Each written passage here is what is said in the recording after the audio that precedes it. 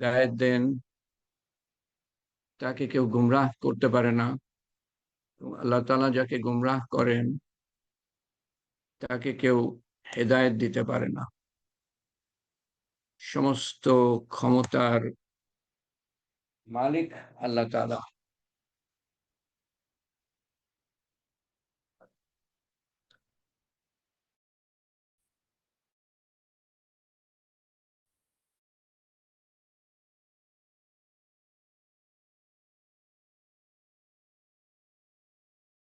কোনো ক্ষমতা নাই। আল্লাহ তাআলা, the power that we see is given by Allah. এবং আল্লাহ তাআলা ক্ষমতা যখন ইচ্ছা, যাকে ইচ্ছা, যেভাবে ইচ্ছা, যতটুকু ইচ্ছা আল্লাহ তাআলা দেন, এবং যখন ইচ্ছা আল্লাহ তাআলা কেড়ে নেন। এটা হলো কলেমার অন্তর্নিহিত অর্থ। তো আমরা নামাজ সুন্দরী করছি। গত সপ্তাহে ৮ নম্বর সিরিজে আমরা ছিলাম, ৮ নম্বর পর্ব। সেটা আমি ৫ মিনিটের মধ্যে সেরে দিচ্ছি, যাতে করে আমরা মনে করতে পারি কি আলোচনা হয়েছিল।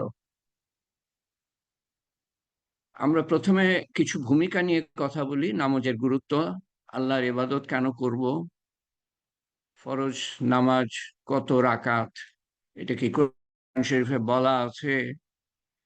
এবং তার উত্তর হলো যে হ্যাঁ, বলা আছে, কিন্তু দুটো আয়াত ধরতে হবে, একটা আয়াতে বলা নেই।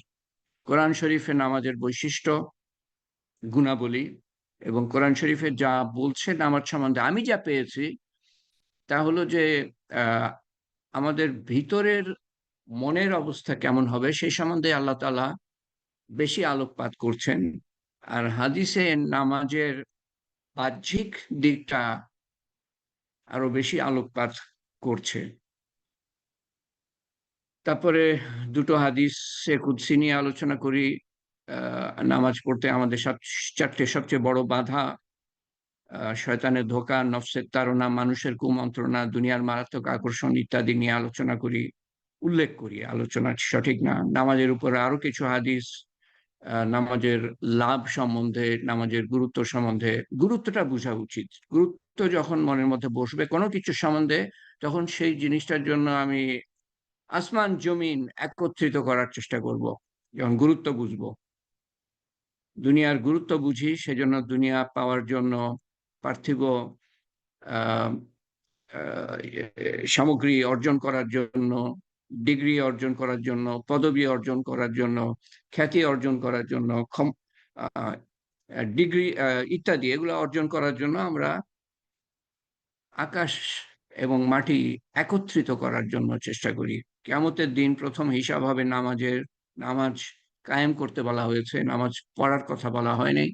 5 স্তরের নামাজের কথা বলেছি, এবং তারপরে বলেছি যে 4 নম্বর স্তরের নিচে যেন আমরা না যাই। আল্লাহর মর্যাদা উপলব্ধি করা, এখানেই শুরু আসলে নামাজ কিভাবে সুন্দর করব। তারপরে আহ, কিভাবে নামাজ সুন্দর করবো, আল্লাহর মর্যাদা উপলব্ধি করা, এখান থেকেই শুরু। তো গত সপ্তাহে আমরা আলোচনা করেছিলাম যে নামাজে দাঁড়াবার আগে সমস্ত প্রয়োজনীয় কাজ আমরা শেষ করার চেষ্টা করি, যাতে পিছু টান না থাকে। এবং প্রত্যেকবার নামাজে দাঁড়িয়ে যেন আমরা মনস্থির করি যে আগের থেকে আরো সুন্দরভাবে, আরো মনোযোগ সহকারে, আরো বিনয় নম্রতার সাথে, আরো সমর্পণের সাথে, আরো সচেতনতার সাথে এই নামাজটা আদায় করব। তারপরে আলোচনা করেছি যে নামাজের মধ্যে মানে আমরা আমরা যখন কোনো গায়ক যখন গান করে, তো একেবারে মগ্ন হয়ে যায় সে গানের মধ্যে। কেন? কারণ শ্রোতা আছে, শ্রোতার করতালি, শ্রোতাকে মুগ্ধ করতে হবে, শ্রোতার করতালি পেতে হবে। তো নামাজ যখন আমরা পড়ি বা তেলাওয়াত যখন করি বা তসবিহ যখন পড়ি, আমাদের শ্রোতা হলো আল্লাহ তাআলা, এবং তিনি আরো মনোযোগ সহকারে শোনেন আমাদের কথা। তো তিনি যখন শ্রোতা, তখন আমাদের মনোযোগ কিরকম হওয়া উচিত? আমাদের সচেতনতা কেমন হওয়া উচিত, বিনয় নম্রতা কেমন হওয়া উচিত, মনোযোগ কেমন হওয়া উচিত, সমর্পণ কিরকম হওয়া উচিত, কৃতজ্ঞতা কিরকম হওয়া উচিত। তারপর বলেছিলাম যে সুন্দর বা কামেল বা পরিপূর্ণ নামাজের পাঁচটা দিক। কলেমার একিন আল্লাহ থেকে হয়, এই এই দৃঢ় বিশ্বাস থাকতে হবে। দ্বিতীয়ত, কিভাবে নামাজ পড়বো মসলা জানতে হবে, বিভিন্ন নামাজ বিভিন্ন অবস্থায় কিভাবে পড়বো তা, এবং এই এই দিকটা ব্যাপক দিক। কোন আলেম বলেন যে 2 রাকাত নামাজ বিভিন্ন অবস্থায় বিভিন্ন পরিস্থিতিতে পড়তে 12,000 মসলা মসাইল জড়িত। কিভাবে 12,000 এরকম কিভাবে জড়িত? তারপরে নামাজ পড়লে আমি কি পাবো, ফজিলত জানতে হবে। আল্লাহর ধ্যান থাকতে হবে, আল্লাহর প্রতি ভালোবাসা থাকতে হবে, এবং আল্লাহর ধ্যান সম্বন্ধে, আল্লাহ ধ্যান আনার সম্বন্ধে কিছু কথা বলেছিলাম। যে যে বাদশার বাদশার সামনে আমরা দাঁড়িয়ে আছি, সেই কথাটা মনে করা। নামাজ আমার দুনিয়া ও আখেরাত করতে পারে বা ধ্বংস করতে পারে। নামাজে কি লাভ তা মনে রাখা, মনে রাখা যে নামাজের মাধ্যমে আল্লাহর নৈকট্য সর্বাধিক লাভ হতে পারে। আল্লাহর প্রতি ভালোবাসা, আমার সৃষ্টিকর্তা আমাদের ভালোবাসেন, অতএব আমি ভালোবাসবো। রাসূলুল্লাহ সাল্লাল্লাহু আলাইহি ওয়াসাল্লাম উম্মত করে পাঠিয়েছেন, অতএব ভালোবাসবো। দুনিয়াতে কত নিয়ামত দিয়েছেন, অতএব ভালোবাসবো।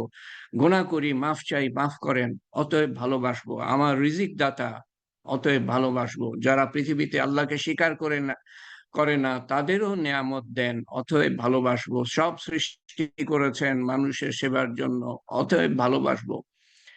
এবং মানুষকে সৃষ্টি করেছেন আল্লাহর ইবাদতের জন্য। আখেরাতে অসীম নিয়ামত দান করবেন, অতএব ভালোবাসবো। অসীম দয়ালু, পরম করুণাময়, অতএব ভালোবাসবো। এই কয়েকটা কথা বলেছিলাম। আলেমরা আরো অনেক কিছু বলতে পারবেন আল্লাহকে কেন ভালোবাসবো সে সম্বন্ধে। তো আজকের হালকার আহ কথা কিছু, নামাজ কিভাবে সুন্দর করব সে সম্বন্ধে। নামাজ আল্লাহ তাআলার সাথে কথা বলার মাধ্যম। আলী রাদিয়াল্লাহু আনহু বলেন যে আমি যখন আল্লাহর সাথে কথা বলতে চাই, আমি তখন নামাজে দাঁড়িয়ে যাই। আর আমি যখন চাই যে আল্লাহ তাআলা আমার সাথে কথা বলুক, আমি তখন কোরআন তেলাওয়াত করতে শুরু করি। তো নামাজ আল্লাহ তাআলার সাথে কথা বলার শ্রেষ্ঠ মাধ্যম, দোয়াও মাধ্যম আল্লাহর সাথে কথা বলার। প্রত্যেকটা কথা আল্লাহ তাআলা শোনেন, এটা আমাদের মনে দৃঢ়ভাবে বসাতে হবে। আমি ফাঁকা বুলি আওড়াচ্ছি না, প্রত্যেকটা কথা তিনি শোনেন এবং তিনি উত্তর দেন। এ সম্বন্ধে হাদিসে আছে, এটা পরে, আজকে হবে না, আরেকদিন ইনশাল্লাহ আলোচনা করব, সামনের বাড়ি মনে। তিনি উত্তর দেন। যা পড়ি একটু জোরে পড়ি, যাতে করে আমার কানে কানে গিয়ে বাজে, একটু মনোযোগ আরো বেশি হবে। যেটা জোরে পড়ার সেটা তো জোরে পড়বই, যেমন ফজরের ফরজ নামাজ বা মগরিবের বা ইশার ফরজ নামাজ। কিন্তু যেটা আস্তে পড়ার সেটা আমার কানে যেন একটু পৌঁছায়, ফিসফিসানি কানে যেন একটু পৌঁছায়। যা পড়ি একটু জোরে পড়ি। শাহানশাহর সামনে দাঁড়ালে আর কিছু মনে হওয়ার কথা না। সেই শাহানশাহ সম্বন্ধে ধ্যান ধারণা আমাদের আছে কিনা? বেশিরভাগ মানুষের কোনো ধারণাই নাই, চিন্তা ভাবনা করে না এটা সম্বন্ধে। আল্লাহর ক্ষমতা ও শক্তির সম্বন্ধে আমাদের ধারণা নাই। থাকলে নামাজে একদম মগ্ন হয়ে যেতাম। নিয়ত শুদ্ধ করি। তো কি বললাম যে আহ, আমি এইটা যেন বুঝি যে নামাজের মাধ্যমে আল্লাহ তাআলার সাথে কথা বলছি এবং নিয়ত শুদ্ধ করি। এটা দুটো দিক আছে, যে একটা দিক হচ্ছে আহ, কেবলমাত্র আল্লাহ তাআলার জন্য নামাজ, বাবার কথা শোনার জন্য না, মায়ের কথা শোনার জন্য না, আল্লাহকে খুশি করার জন্য কেবলমাত্র আল্লাহর ওয়াস্তে নামাজ পড়ছি। এটা একটা দিক নিয়তের। আরেকটা হলো যে আমি কোন নামাজটা পড়ছি সেইটা সম্বন্ধে আমাকে আমাকে আহ সচেতন থাকতে হবে। ফরজের 2 রাকাত সুন্নত পড়ছি, এইটা মনের মধ্যে থাকতে হবে। মুখে উচ্চারণ করতে পারি, আমাদের দেশে যেমন করে, মুখেও উচ্চারণ করতে পারি, কিন্তু মনের মধ্যে থাকলেও হবে। কিন্তু পরিষ্কারভাবে মনের মধ্যে থাকতে হবে যে আমি কোন নামাজটা পড়ছি। আর আল্লাহর কাছে আত্মসমর্পণ, আমি কিছু না, আমি কিছু না, তুমি সব। পুরা পুরা সারেন্ডার। যে আল্লাহর কাছে আত্মসমর্পণ করলো, সে বেঁচে গেল, এবং এটাই ইসলাম। কিন্তু ইসলামের অর্থ আমরা বলি শান্তি, কিন্তু সেই শান্তিটা পাবো কিভাবে? আল্লাহর কাছে আত্মসমর্পণ করার মাধ্যমে। ইসলামের একটা অর্থ হলো আত্মসমর্পণ, সারেন্ডার, আর একটা অর্থ হলো শান্তি। সারেন্ডারের মাধ্যমে শান্তি। মনে করি এটা আমার শেষ নামাজ হতে পারে। একটা নামাজ তো শেষ নামাজ হবে, তো প্রত্যেকটা নামাজের বেলায় মনে করি যে এটা আমার শেষ নামাজ হতে পারে। তাহলে মনোযোগ আরো বেশি আসার কথা। নামাজ শুরু করার আগে মনে করি যে ফেরেশতারা এক এক অবস্থানে লক্ষ লক্ষ বছর ধরে আছেন। এটা কি জন্য মনে করলে, মানে এটা মনে করলে কি লাভটা বা কি উপকার হতে পারে? সেটা হচ্ছে আমি আমার তাড়াহুড়া করাটা এটা হয়তো কমবে। একটু ধীর স্থির ভাবে নামাজ পড়তে পারবো যখন মনে করবো যে ফেরেশতারা এক এক অবস্থানে লক্ষ লক্ষ বছর ধরে আছেন বলে আলেমরা বলেন আমাদেরকে। তারপর আল্লাহু আকবার,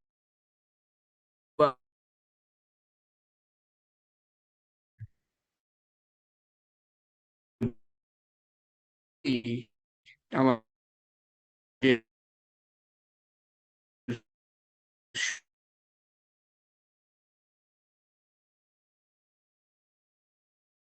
আসলে আমি নিজেকে বলছি, নিজের মধ্যে বসানো, যে আল্লাহই বড়, আল্লাহই বড়।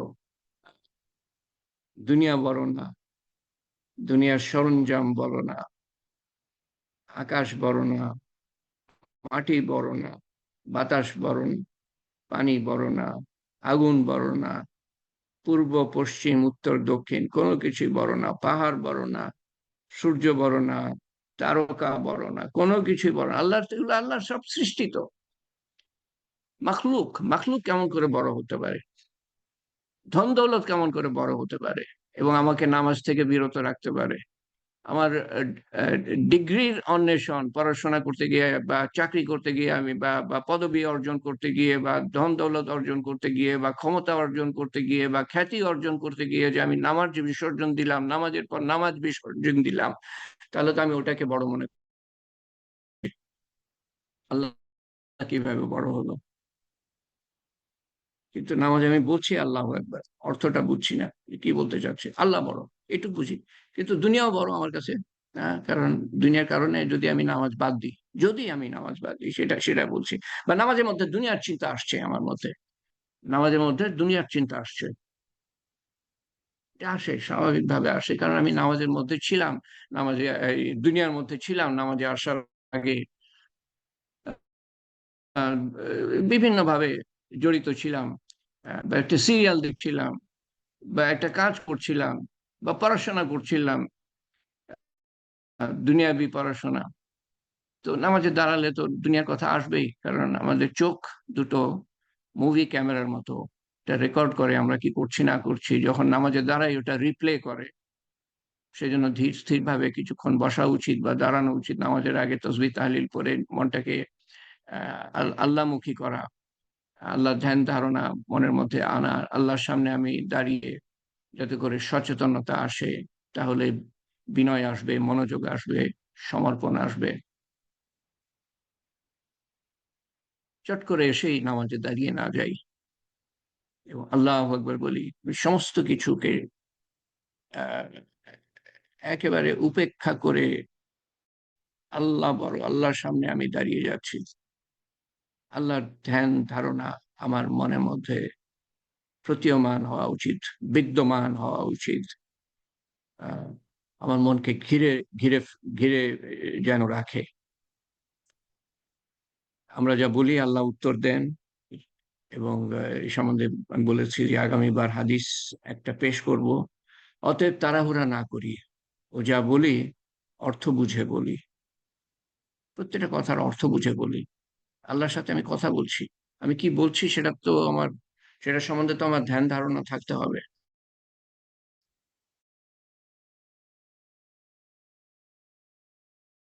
সূরা পড়ি, সেই সূরার অর্থ কিছু না হলেও তো যা বুঝি, কিছু সূরার অর্থ জেনে নি, সেগুলো পড়ি। বিশেষ করে সূরা ফাতিহার অর্থ সবচেয়ে গুরুত্বপূর্ণ দোয়া, সূরা এবং দোয়া। নামাজে যেসব সূরা পড়ি তার উচ্চারণ ঠিক করে নিই। কত সহজ আমাদের সময় যে ইউটিউবে যে কোনো সূরার যে কোনো আয়াতের আহ, আপনি অর্থ জানতে পারেন, উচ্চারণ শুনে নিতে পারেন, বারবার শুনে নিতে পারেন, বারবার অর্থ পড়ে নিতে পারেন, যাতে করে মনের মধ্যে বসে যায়। সময়টা আসলে আমরা পাই না, সময়টা অন্যভাবে ব্যবহার করি, যেটা কোনো কাজে দেয় না, যেই ব্যবহার কোনো কাজে দেয় না, যার ফলে যেটা কাজে দেয় সেটার জন্য সময় ব্যয় করতে পারি না। উচ্চারণ ঠিক করে নিই, অর্থ ওলট পালট হয়ে যেতে পারে, সেজন্য উচ্চারণ ঠিক করা উচিত। আর নামাজের মধ্যে আরেকটা শব্দ যেটা আমরা বারবার বলি, একটা তো হলো আল্লাহু আকবার, আরেকটা শব্দ হলো রব্ব, রব্বানা লাকাল হামদ, বা সুবহানা রব্বিয়াল আযীম, বা সুবহানা রব্বিয়াল নামাজের বিভিন্ন অবস্থানে দাঁড়িয়ে রব শব্দটা বলি, আল্লাহ রব, আল্লাহ প্রতিপালক, আল্লাহ খাওয়ান পরান। তারপরে রুকুতে গিয়ে সুবহানা রাব্বিয়াল আযীম, দাঁড়িয়ে রব্বানা লাকাল হামদ, আবার রব, সেজদায় গিয়ে রব সুবহানা রাব্বিয়াল আলা। দুই সেজদার মধ্যে আহ, হানাফিরা পড়ে না, কিন্তু আল্লাহুম্মা গফিরলি ওয়ারহামনি ওয়ারজুকনি, ওয়ারজুকনি, রিজিক দাতা, তিনি যে রব, সেটা ওই দুই দুই সেজদার মধ্যেও আমরা বলি। হানাফিরা বলে না, ঠিক আছে, কিন্তু ওই দুই বৈঠকের মধ্যেও এই শব্দটা আছে যে আল্লাহ তাআলা খাওয়ান পরান। তো তার অর্থ হলো যে নামাজের মাধ্যমে এটা বসিয়ে নেওয়া, যে আল্লাহ আমার রব, আল্লাহ খাওয়ান, আমার চাকরি আমাকে, ব্যবসা আমাকে, আমার পিতা আমাকে, আমার মাতা আমাকে, আমার সন্তান আমাকে খাওয়ায় না, আল্লাহ খাওয়ান, আল্লাহ খাওয়ান, আল্লাহ পড়ান। এবং মনে রাখবেন, কবরের প্রথম প্রশ্ন হলো মার রাব্বুকা, তোমার রব কে? সেটার প্রস্তুতি নামাজের মধ্যে। উঠতে বসতে আমরা আল্লাহকে রব হিসাবে উচ্চারণ করছি, কিন্তু মনের মধ্যে বসাচ্ছি কিনা, রব বসাচ্ছি কিনা। বসে কিভাবে, একটা পেরেক কিভাবে দেয়ালে বসে, সিমেন্টের দেয়াল, পেরেক কিভাবে বসে? আপনি যতই গুতা দেন, পেরেক মানে প্রবেশ করবে না ওই দেয়ালের ভিতরে। হাতুড়ি দিয়ে আস্তে আস্তে বাড়ি দিতে দিতে ওই পেরেকটা অল্প অল্প অল্প অল্প করে দেয়ালে গেড়ে যাবে একেবারে। তো সেরকম আমি যে আল্লাহর এক একটা গুণাবলী মনের মধ্যে বসাতে, এভাবে যখন বলি সেই অর্থটা বুঝতে হবে, এবং আস্তে আস্তে বলতে বলতে, বা কলেমা, কলেমার অর্থ আল্লাহ থেকে হয়, কোনো কিছু থেকে হয় না, আল্লাহ থেকে হয়। আহ, আস্তে আস্তে বসলে অর্থ সহ বলতে হবে, বুঝতে হবে। রব, আল্লাহ যে রব, সেটা মনের মধ্যে বদ্ধ ভাবে বসানো নামাজের গুরুত্বপূর্ণ একটা অনুশীলন, এক্সারসাইজ। প্রথম আয়াত যা অবতীর্ণ হয়েছিল ওটা কি? প্রথম শব্দ হলো ইকরা। হ্যাঁ, পড়ো, পড়ো, পড়তে পারি না। ইকরা, পড়ো, পড়তে পারি না। ইকরা, পড়ো। জিবরাইল আলাইহিস সালাম বারবার বলছেন, রাসূলুল্লাহ সাল্লাল্লাহু আলাইহি ওয়াসাল্লাম বারবার বলছেন, আমি পড়তে পারি না। আহ, পড়তে বলছেন, এলেম শিক্ষা করতে বলছেন। ইকরা বিসমি রাব্বিকাল্লাযী খালাক। আল্লাহ তাআলার প্রথম যে গুণাবলীটা মানুষের সামনে, মুসলমানদের সামনে তুলে ধরেছেন, বা রাসূলুল্লাহ সাল্লাল্লাহু আলাইহি ওয়াসাল্লামের সামনে বা উনার মাধ্যমে আমাদের কাছে প্রথম যে গুণাবলীটা তুলে ধরেছেন, সেটা হলো যে আল্লাহ রব। ইকরা বিসমি রাব্বিকাল্লাযী খালাক, যিনি তোমাকে সৃষ্টি করেছেন। এই দুটো গুণাবলী প্রথম আয়াতে। এবং এই যে পড়ো, পড়ো, এলেম শিক্ষা, প্রথম পাঁচটা আয়াতে, প্রথম পাঁচটা যে আয়াত নাজিল হয়, চারবার এলেম শিক্ষা করার কথা বলা আছে, ডাইরেক্টলি ইনডাইরেক্টলি, চারবার পাঁচটা আয়াতে। এত গুরুত্বপূর্ণ অনুশীলন এলেম শিক্ষা করা।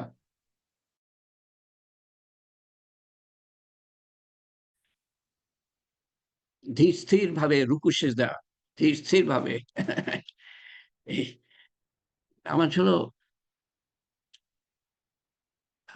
তাড়াহুড়ার ব্যাপার না,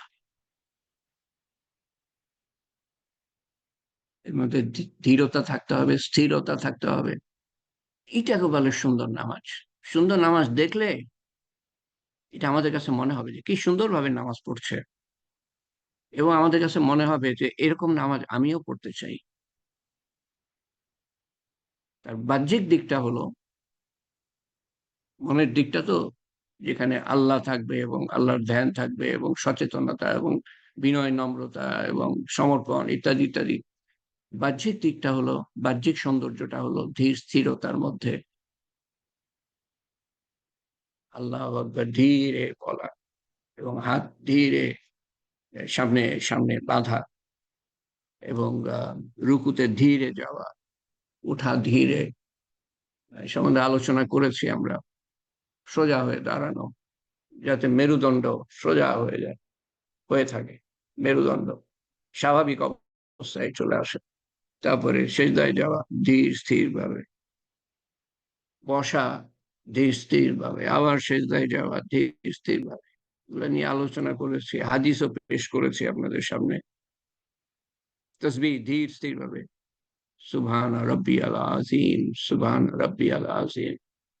আল্লাহ পবিত্র, আল্লাহ রব, আল্লাহ মহা উন্নত, উচ্চ, আজিম, আলা।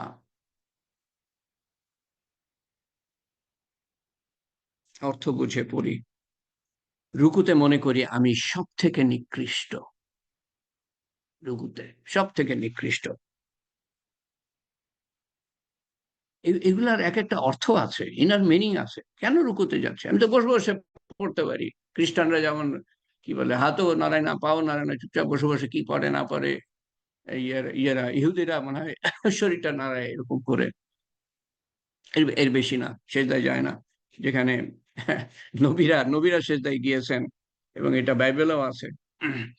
ঈসা আলাইহিস সালাম সেজদায় গিয়েছেন, যে এটা বাইবেলেও আছে। তো বিশেষ করে সেজদায় খুবই সচেতন।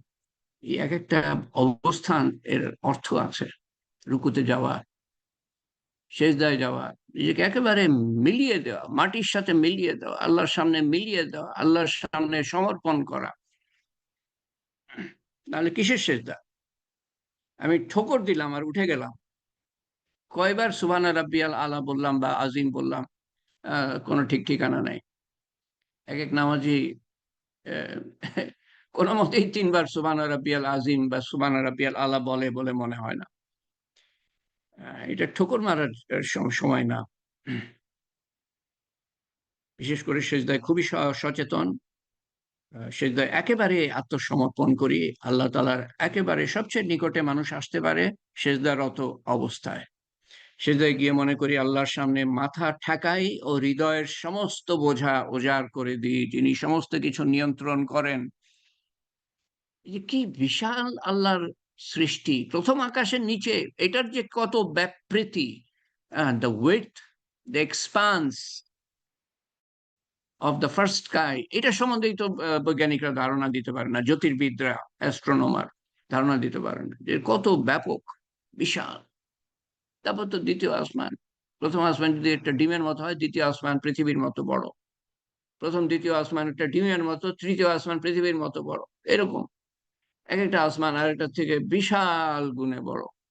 এবং আল্লাহ তাআলা সমস্ত, এবং কত হাজার হাজার কোটি কোটি তারকা এবং অন্যান্য হেভেনলি বডিজ, গ্রহ নক্ষত্র, গ্যালাক্সি, ছায়াপথ, কত কিছু আছে, মিটিওরাইট, কমেট, সমস্ত কিছু আল্লাহ তাআলার নিয়ন্ত্রণে, একেবারে কবজার মধ্যে।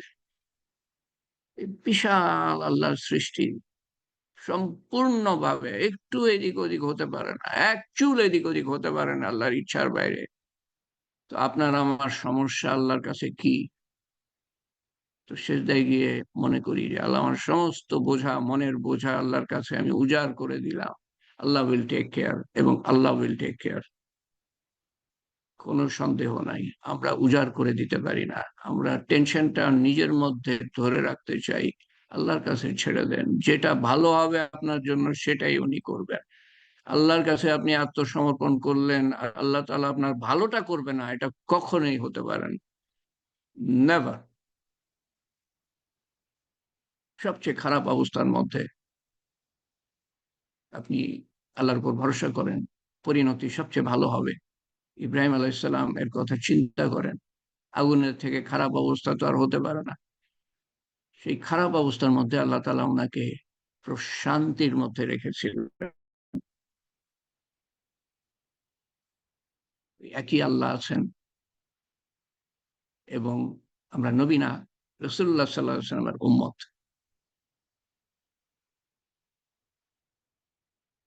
উজাড় করে দিই মনের বোঝা, মনের ভার। নামাজের মধ্যে শরীরের প্রত্যেক অঙ্গ, এমনকি চোখ, নাক, মুখ, হাত পা তো বটেই, এমনকি চোখও রাসূলুল্লাহ সাল্লাল্লাহু আলাইহি ওয়াসাল্লামের দেখানো পদ্ধতি অনুযায়ী আমরা ব্যবহার করি, নামাজের বাইরেও তাই করি। এটা কিন্তু নামাজের একটা অনুশীলন। নামাজের প্রত্যেকটা অঙ্গ প্রত্যঙ্গ যেভাবে দেখানো হয়েছে, যেভাবে বলা হয়েছে সুন্নত হিসাবে, সেভাবে আমরা ব্যবহার করার চেষ্টা করি না।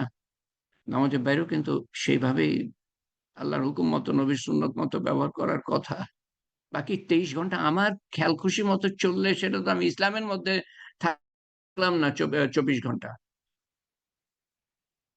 এবং বাকি 23 ঘন্টা যদি আল্লাহর হুকুম নবীর সুন্নত মতো না চলি, তো নামাজটাও আমার সুন্দর হবে না, ওই 1 ঘন্টার নামাজটাও সুন্দর হবে না। বাকি 23 ঘন্টা হলো অনুশীলন, অনুশীলন আমার নামাজ সুন্দর করার জন্য। ওই সময় বাকি 23 ঘন্টা আমি আল্লাহর হুকুম মানছি, নবীর সুন্নত মতো চলছি, তাহলে আমার নামাজের মধ্যেও আমি আল্লাহর হুকুম এবং আল্লাহর ধ্যান আনতে পারবো, নবীর সুন্নত আনতে পারবো। ইসলাম হলো সারেন্ডার, 24 ঘন্টার জীবনের জন্য সারেন্ডার। 1 ঘন্টার জীবন নামাজের সময় সারেন্ডার না, এটা ইসলাম। এটা মন চাহে ইসলাম। আমার মন চাইলো, ওই জন্য নামাজের মধ্যে আমি আল্লাহর হুকুম কিছু মেনে নিলাম, আর মন চাইলো না তো নামাজের বাইরে আল্লাহর হুকুম মানলাম না। এটাকে বলে মন চাহে জীবন। রব চাহে জীবন হলো যে 24 ঘন্টার জীবন আল্লাহর হুকুম মতো, নবীর সুন্নত মতো কাটাবো। বান্দা, 2টা দিন আমার কথা শুনে নাও, মেনে নাও। 2টা দিন, দুনিয়ার 2টা দিন। আখিরাতের অনন্তকাল আমি তোমার কথা মতো, তো আমি তোমার মানসা, মনের আশা পুরা করব। 2টা দিন আমার কথা মেনে নাও। 60, 70, 80 বছর জীবন তো 2টা দিনের মতো। অনন্তকাল তুমি যা বলবা তার থেকে বেশি দিন তোমার কথা মতো আমি চলবো। তুমি দুনিয়াতে আমার কথা মতো চল। সস্তা সৌদা, cheap deal, very cheap deal. 2 দিন, অনন্তকাল। আত্মীয়তার অর্থ জেনে নি, দুরুদের ফজিলত ও অর্থ জেনে নি। সালামের সময় ডান দিকের ও বাম দিকের মানুষ ও ফেরেস্তাদের সালাম দিই, ধীর স্থির ভাবে সালাম ফেরাই। নিয়ত যাচাই করি, শুধু আল্লাহকে খুশি করার জন্য ছিল কি না। প্রথমে নিয়তের কথা বলেছিলাম, নামাজ শুরু করার আগে কার জন্য নামাজ পড়ছি এবং কোন নামাজটা পড়ছি।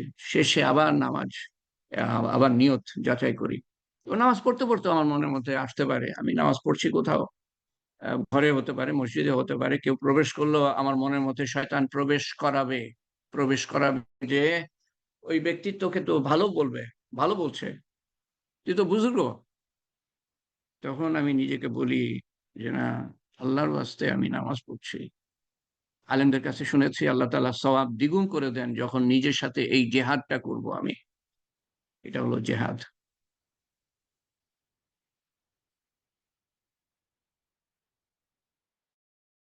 তো যে কোনো আমল করতে করতে যখনই মনের মধ্যে আসে যে মানুষ ভালো বলবে, তখনই, আর না হলে কঠিন পরিণতি, কঠিন পরিণতি।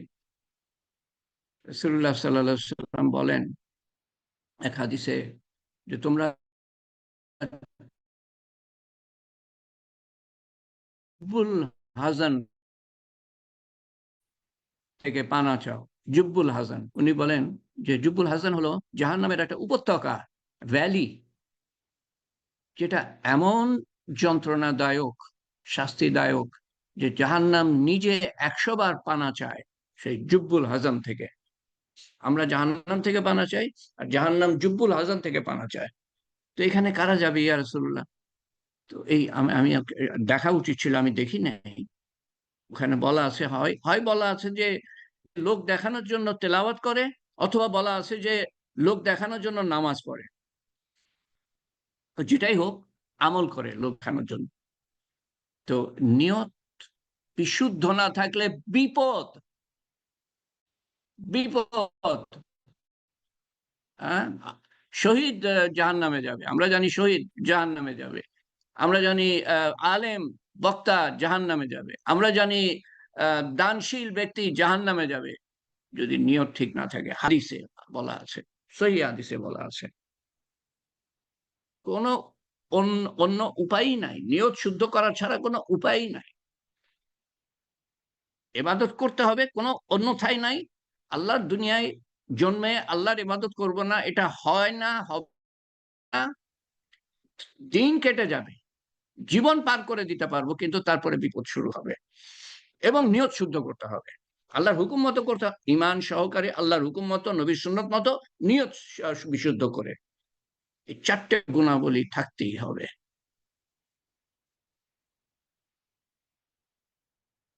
তো নিয়ত যাচাই করি শুধু আল্লাহকে খুশি করার জন্য ছিল কিনা নিয়ত, এবং আল্লাহর কাছে মাফ চাই। নামাজ পড়ে রাসূলুল্লাহ সাল্লাল্লাহু আলাইহি সাল্লাম আল্লাহু আকবার বলার পরে বলতেন আস্তাগফিরুল্লাহ, আস্তাগফিরুল্লাহ, আস্তাগফিরুল্লাহ 3 বার।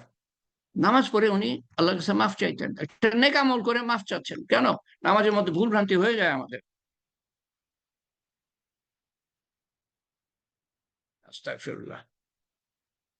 নামাজ কোনো সমস্যা সম্পর্কে চিন্তা জাগলে নিজেকে বলি, আমি যদি সঠিকভাবে নামাজ পড়তে পারি, এই নামাজটা যদি আমি সুন্দর করে নিতে পারি, আমি যেই জিনিসটা নিয়ে, যেই সমস্যা নিয়ে চিন্তা করছি, এটা আল্লাহ তাআলাই সমাধান করে দিবে। আপনি দেখবেন যে ওই চিন্তাটা দূর হয়ে যাবে।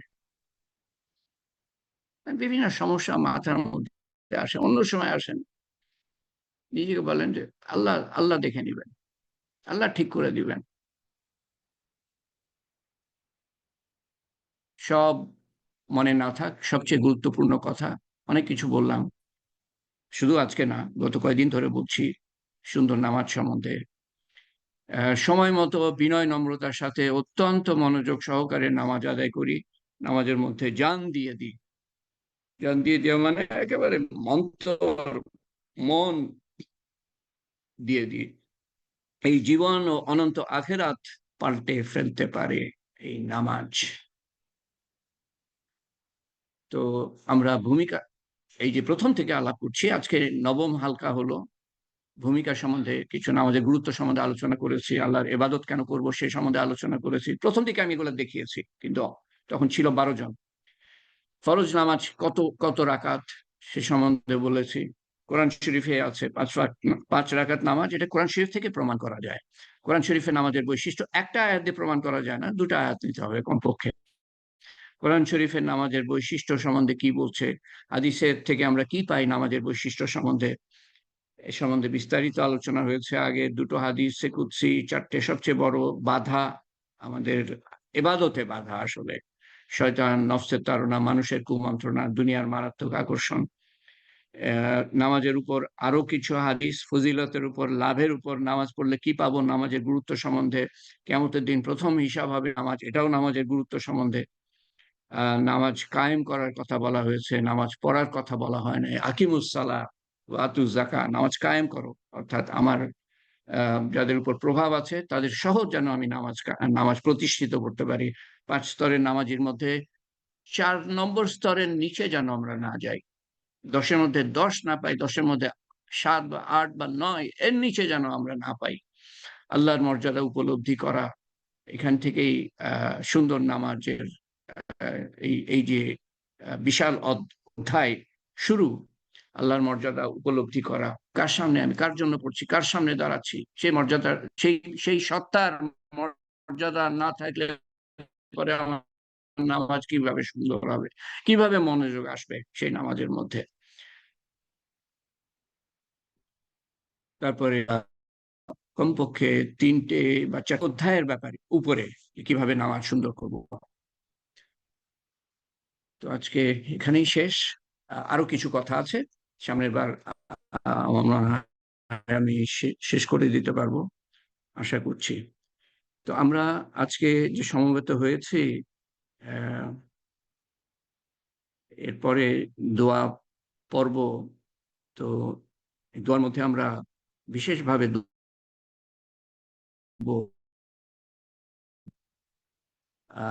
সাইদুল হাসান, আহ, কাজী সাইদুল হাসান 5th ব্যাচের, তার পিতা কর্নেল 58 বছরে ইন্তেকাল করেছেন, দি ওল্ডেস্ট রিটায়ার্ড আর্মি অফিসার যখন ইন্তেকাল করেন, ওনার জন্য আমরা দোয়া। তারপরে অন্যান্যদের মধ্যে সাইদুলের জন্য দোয়া করব। ওর লিভার ট্রান্সপ্লান্টের দরকার। ওর সাথে যখন কথা বলি আমি পরিষ্কার বুঝতে পারি কাজী হাসান ইজ হিয়ার, যে অসুবিধা হচ্ছে, he needs a liver transplant. আল্লাহ তাআলা সহজ করে দেন তার জন্য, সহায় হন, সদয় হন, সাহায্য করেন। এবং আরো যারা আছেন, আমি যদি নাম নিতে নাও পারি সবার, কিচ্ছু যায় আসে না, আমার মনের মধ্যে আছে, আমার আমার আমার সেলফোনের মধ্যে আছে সবার নাম। এবং আল্লাহ আল্লাহ তাআলা জানেন কার কি অসুস্থতা, আমি না জানলেও। তারপরে আমরা দোয়া করব ব্রিগেডিয়ার জেনারেল সালজার হোসেন ডিকেন, আমাদের নিয়মিত অংশগ্রহণকারী 13 ব্যাচের। তার মাতাকে হারিয়েছেন, 80 বছর বয়স ছিল ওনার। একই দিনে, গত রবিবার, একই দিনে এই তিনজন ইন্তেকাল করেছেন। অর্কা অভিভাবক গত শনিবার, রবিবার। এবং আমার আমার যদ্দূর মনে পড়ে একই জায়গায়, সিএমএইচ এ। ডক্টর হারুন রশিদ 26 ব্যাচের, তার পিতা senior warrant officer, junior commission officer জনাব মোহাম্মদ আমজাদ হোসেন, একজন বীর মুক্তিযোদ্ধা, এবং যিনি পাকিস্তান সেনাবাহিনীতে অত্যন্ত যোগ্যতার সাথে সার্ভ করেছে, সার্ভিস দিয়েছেন পাকিস্তান সেনাবাহিনীকে, এবং পরে মুক্তিবাহিনীতে যোগদান করেন। উনি ছুটিতে এসেছিলেন ঢাকায়, মুক্তিযুদ্ধ শুরু হয় যখন পাকিস্তানের আক্রমণ শুরু হয়, উনি আর ফিরে যান নাই, মুক্তিযুদ্ধে যোগদান করেন এবং তারপরে বাংলাদেশ সেনাবাহিনীতে। এবং সবচেয়ে গুরুত্বপূর্ণ দিক ওনার প্রফেশনাল ক্যারিয়ারের, উনি 10টা অ্যাওয়ার্ড পান, 5টা পাকিস্তান আর্মির থেকে, 5টা বাংলাদেশ আর্মির থেকে। তো এই তিনজন,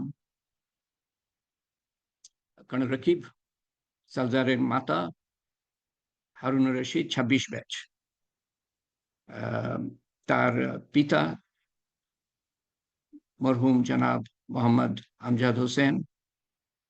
তিনজনের জন্য আমরা দোয়া করব। আপনাদের সবার কাছে অনুরোধ, সূরা ফাতিহা পাঠ করবেন একবার, সূরা ইখলাস পাঠ করবেন। এতে শুধু ইনারাই যে লাভবান হবেন তা না, এবং এই তালিমের হালকার যে মর্তবা, মর্যাদা, এই যে আমলটা করলাম আমরা, এই সম্বন্ধে কত হাদিস আছে কোরআন শরীফে। আল্লাহ তাআলা প্রথম শব্দটাই বলেছেন যে এলেম শিক্ষা করো, একরা পড়ো। তো এটার কত গুরুত্ব, এই সমস্ত সওয়াব সহ সবার একত্রিত সওয়াব আমরা শুধু এই তিনজনের জন্য না, সবার, আমাদের আপনজন, প্রিয়জন, নিকটজন, সবার জন্য আমরা বকশে দিব। আল্লাহ তাআলা গফুরুর রহিম, আল্লাহ তাআলা যেন কবুল করেন। এবং যারা জীবিত, আমাদের বন্ধু বান্ধব যারা, আত্মীয় স্বজন সহ, পিতামাতা তো আছেই, এবং যারা জীবিত আছি আমরা, আমাদের সময় যারা জীবিত আছে, সারা দুনিয়ার মানুষের জন্য আমরা দোয়া করব, সমস্ত মুসলমান, সমস্ত মানুষের হেদায়েতের জন্য দোয়া করব, ভবিষ্যতে যারা আসবে তাদের জন্য আমরা দোয়া করব। তো আর একটা কথা বলি, যে দোয়ার পরে এই সাইদুল হাসান, তাকে আমি বলেছি তুমি কিছু বলো আমাদেরকে চাচার সম্বন্ধে। সালজারকে বলা হয় নাই,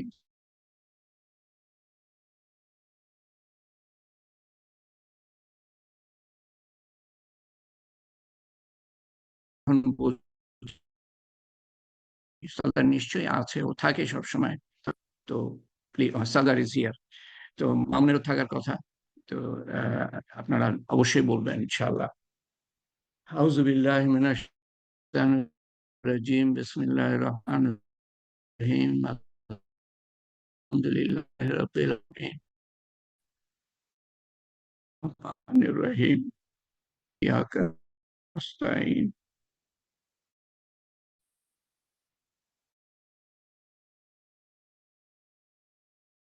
ইহদিনাস সিরাতাল মুস্তাকিম, সিরাতাল ওয়ালাদ-দাল্লিন। বিসমিল্লাহির রহমানির রহিম, কুল হুয়াল্লাহু আহাদ, আল্লাহুস সামাদ, লাম ইয়ালিদ ওয়া লাম ইউলাদ ওয়া লাম ইয়াকুল লাহু কুফুয়ান আহাদ। বিসমিল্লাহির রহমানির রহিম, কুল হুয়াল্লাহু আহাদ, আল্লাহুস সামাদ, লাম ইয়ালিদ ওয়া লাম ইউলাদ ওয়া লাম ইয়াকুল লাহু কুফুয়ান আহাদ। বিসমিল্লাহির রহমানির রহিম, কুল হুয়াল্লাহু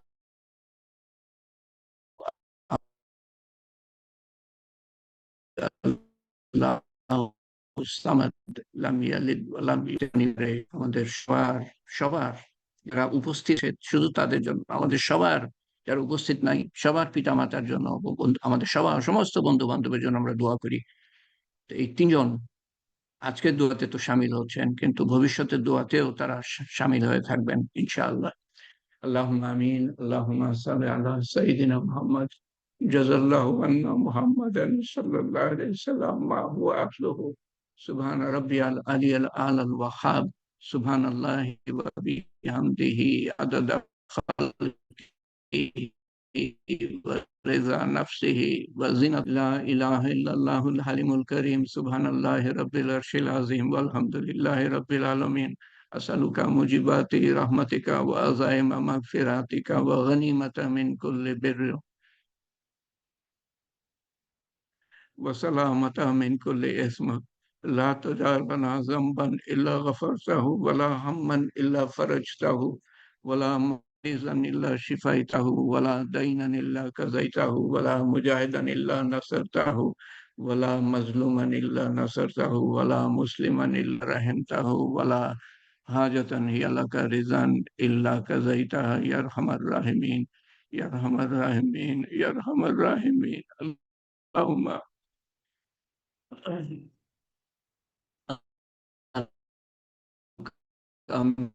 من خير مسألك منه نبيك محمد سأزاك منه نبيك محمد صلى الله عليه وسلم. أنت المستعان وعليك البلاغ، ولا حول ولا قوة إلا بالله العلي العظيم. ربنا آتنا في الدنيا حسنة وفي الآخرة حسنة وقنا عذاب النار. ربنا هب لنا من أزواجنا وذرياتنا قرة أعين واجعلنا متقين إماما. ربي تقبل دعاء. ربنا إننا سمعنا منادي أن ينادنا ربنا فاغفر لنا ذنوبنا. ربنا فاغفر لنا ذنوبنا. ربنا فاغفر لنا ذنوبنا وكفر عنا سيئاتنا وتوفنا مع الأبرار. ربنا آتنا ما وعدتنا على رسلك ولا تخزنا يوم القيامة إنك لا تخلف الميعاد. يا ذو الجلال والإكرام، يا مالك الملك، يا حي يا قيوم برحمتك نستغيث. ألف لام ميم لا إله إلا هو الحي القيوم لا إله إلا أنت سبحانك إنا كنا من الظالمين. لا إله إلا أنت سبحانك إني كنت من الظالمين. وإلهكم إله واحد لا إله إلا هو الرحمن الرحيم. يا فاطر السماوات والأرض أنت ولي في الدنيا والآخرة. يا فاطر السماوات والأرض أنت ولي في الدنيا والآخرة. يا فاطر السماوات والأرض أنت ولي في الدنيا والآخرة. হে পাক পরওয়ারদিগার, তুমি দুনিয়া ও আখিরাতের উত্তম কার্য সমাধানকারী আল্লাহ, আমাদের উত্তম অভিভাবক। হে পাক পরওয়ারদিগার, তোমার অশেষ মেহেরবানিতে আমরা সমবেত হতে পেরেছি আল্লাহ। তোমার তোমাকে ঘিরে, তোমার হাবিব সাল্লাল্লাহু আলাইহি সাল্লামকে ঘিরে কিছু কথা আমরা আলোচনা করার চেষ্টা করেছি সমস্ত, এবং কিছু আমল ব্যক্তিগতভাবেও আমরা করেছি আল্লাহ। সমস্ত কিছুর ভুল ভ্রান্তি সংশোধন করে তোমার শাহী দরবারে এবং তার সওয়াব রসিদ দিও আল্লাহ, এবং তার সওয়াব পৌঁছে দিও আমাদের আমাদের আমাদের চাচা চাচি যারা ইন্তেকাল করেছেন, সাইদুলের পিতা মরহুম কর্নেল রকিব, সালজার ব্রিগেডিয়ার জেনারেল সালজারের মাতা যিনি ইন্তেকাল করেছেন, এবং মামুনুর রশিদের মাতা পিতা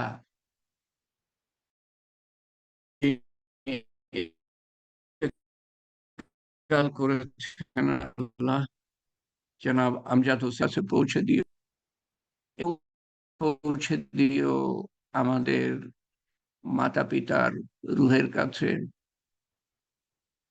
স্বজনের রুহের কাছে, বন্ধু বান্ধবের রুহের কাছে, আমাদের শিক্ষক শিক্ষয়িত্রীর রুহের কাছে, আমাদের কর্মকর্তা যারা ছিল কলেজে বা স্টাফ আজকে কবরবাসী তাদের রুহের কাছে, আমাদের প্রতি সামান্যতম উপকার যারা করেছে তাদের রুহের কাছে, আমাদের বন্ধু বান্ধব থেকে নিয়ে পাড়া প্রতিবেশী থেকে নিয়ে দেশবাসী উম্মত সমস্ত মুসলমানের রুহের কাছে তুমি পৌঁছে দিও আল্লাহ।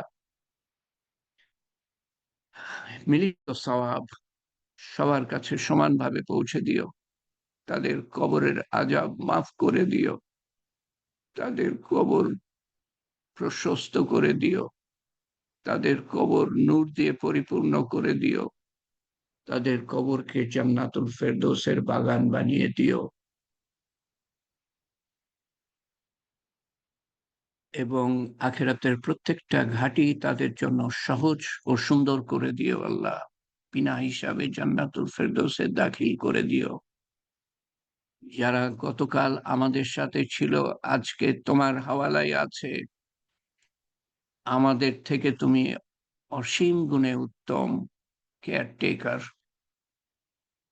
দুনিয়ার থেকে আখেরাত অসীম গুণে উত্তম, তারা সেই আখেরাতের ঘাটিতে পাড়ি দিয়েছে,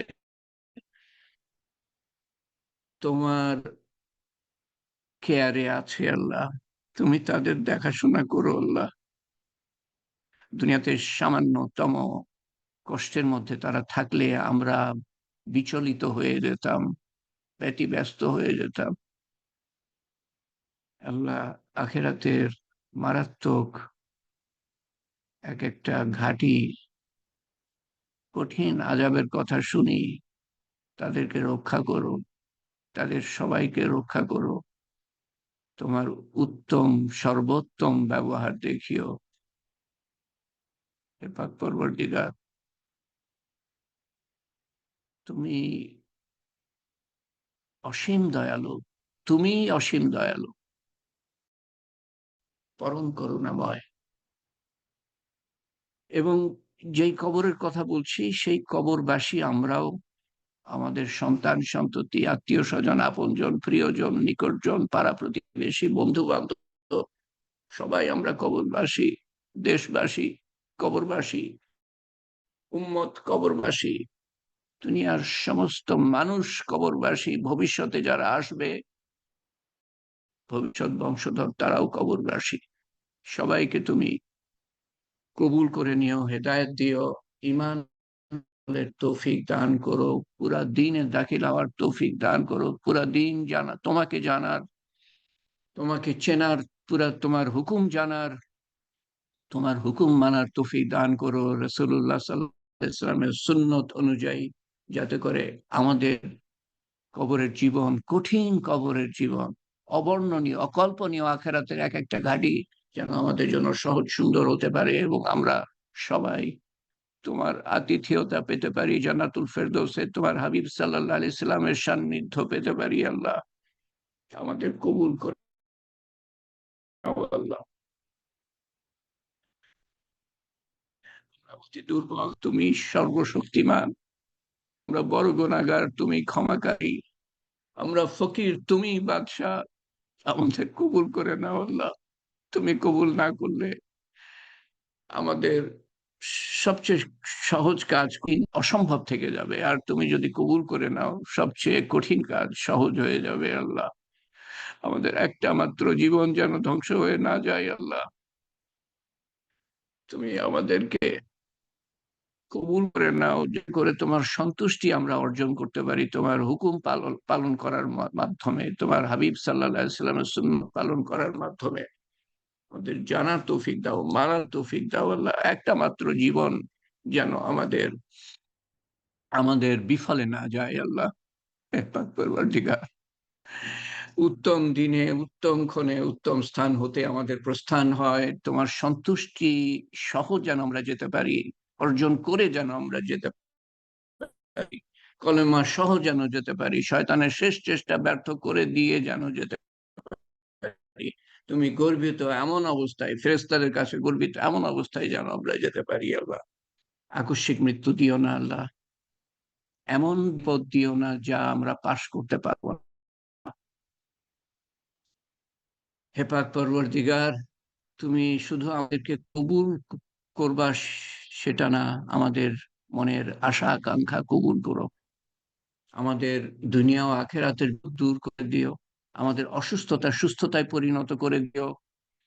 আমি নাম পড়তে পারলাম না আল্লাহ, কিন্তু তুমি সর্বজান্তা, তুমি সবার খবর জানো, কার কি প্রয়োজন, কার কি ঘাটতি, কার কি অস্বস্তি, কার কি বিপদ, কার কি বিভ্রান্তি, সমস্ত কিছু দূর করে দিও।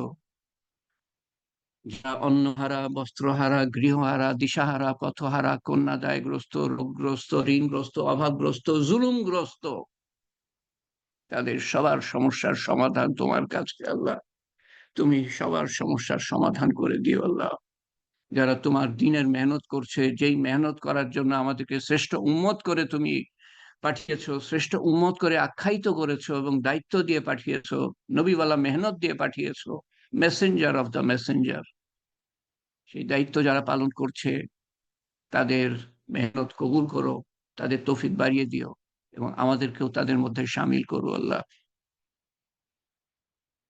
তোমার সন্তুষ্টি আর্থে যেন জীবন যাপন করতে পারে এবং তোমার সন্তুষ্টি অর্জন করে যেন আমরা প্রস্থান করতে পারি। হে পাক পরওয়ারদিগার, তোমার শান মতো চাওয়া হয় নাই, তোমার শান মতো তুমি দান করো, তোমার শান মতো হেফাজত চাওয়া হয় নাই, তোমার শান মতো তুমি হেফাজত করো। তোমার হাবিব সাল্লাল্লাহু আলাইহি সাল্লাম যা কিছু চেয়েছিলেন আমরাও তাই চাই, তিনি যা কিছু থেকে পানা চেয়েছিলেন আমরাও তার থেকে পানা চাই। আল্লাহুম্মা আসআলুকা ঈমানান কামিলান, ইয়াকিনান সাদিকান, ইলমান নাফিয়া, রিজকান ওয়াসিয়া, আমালান সলিহা, তাইয়্যিবা, দুআ মুস্তাজাব, লিসানান যাকিরা, কলবান খাশিয়া, রিজকান হালালান তাইয়্যিবা, শিফাই মিন কুল্লি দাই, ইয়া কাযিউল হাজাত, ইয়া রাফিয়াদ দারাজাত, ইয়া হালালাল মুশকিলাত,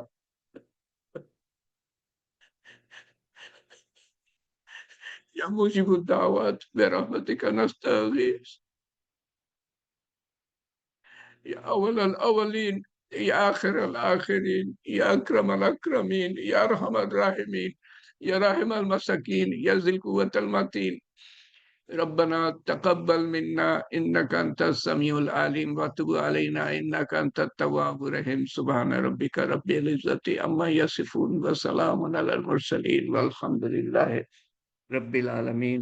وبالحق لا إله ইল্লাল্লাহ মুহাম্মাদুর রাসূলুল্লাহ সাল্লাল্লাহু আলাইহি সাল্লাম। আমিন ইয়া রাব্বিল আলামিন। জান্নাতুল আমিন। ফেরদৌস নসিব করেন। Guidance for us. আল্লাহুম্মা। আল্লাহুম্মা আমিন।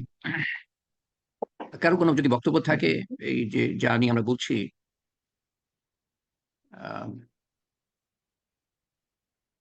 না হলে আমি আমি বিদায়